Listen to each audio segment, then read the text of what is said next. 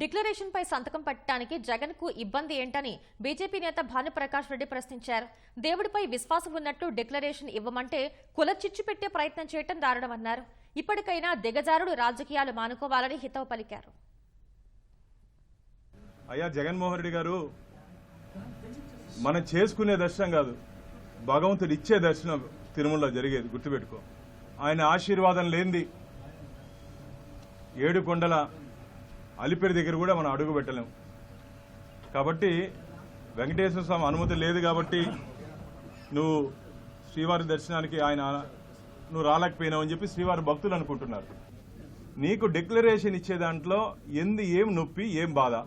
TTD చట్టాలు, AP endowment చట్టాలు అన్నీ డిక్లరేషన్ ఇవ్వాలి.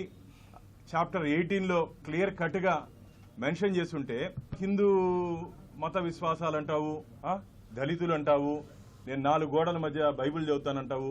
నువ్వు 4 గోడల మధ్య జరగకపోతే గోడ ఎక్కి చదువు, నాకే ఇలా జరుగుతా ఉంటే ఇంకా ఎస్సీ ఎస్టీలకి దళితులకి ఏ విధంగా ఉంటుంది అన్నారు. నీకే అంటే ఏమయ్యా నువ్వు చెప్పు? నువ్వు కేవలం పులివెందలకి శాసనసభ్యుడు మాత్రమే. అంత అహంకారం ఏ నుంచి వస్తుంది? నాకే ప్రతిపక్ష స్థానం కూడా ఇయ్యలేదు కదా ఆంధ్రప్రదేశ్ ప్రజలు నీకు. ఇంకా అహంకారం తగ్గలేదా? 11 స్థానాలకి నిన్ను పరిమితం చేస్తే కూడా ఇంకా అహంకారం తగ్గకుండా నాకే అంటున్నావు. 24 గంటల లోపల టీటీడీ అనుబంధ ఆలయాల్లో కానీ తిరుమలలో కానీ ఒక్క దళిత సోదరుల దగ్గర చెప్పించు. నేనైతే చెప్తున్నా 24 గంటల లోపల రేపే శాశ్వతంగా రాజకీయాలు జీవితంలో మాట్లాడు. నువ్వు రాజకీయాల నుంచి తప్పుకుంటావా? కుల రాజకీయాలు ఎందుకు తెస్తావు దేవాలయ దీంట్లో వ్యవస్థలో? మత రాజకీయాలు ఎందుకు తెస్తావు? హిందూ సాంప్రదాయం, ఎస్ హిందూ సాంప్రదాయాల్లో ఉంది.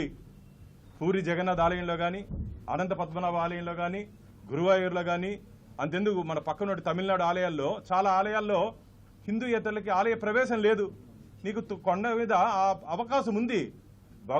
నేను మీ ఆస్తి అడగట్లేదే, జగన్మోహన్ రెడ్డి ఆస్తి రాసిమని చెప్పట్లు అడగట్లే. మనం భగవంతుడి మీద నమ్మకం విశ్వాసంతో నేను స్వామిని దర్శనం చేసుకుంటానని చెప్పి అడగమంటున్నాం.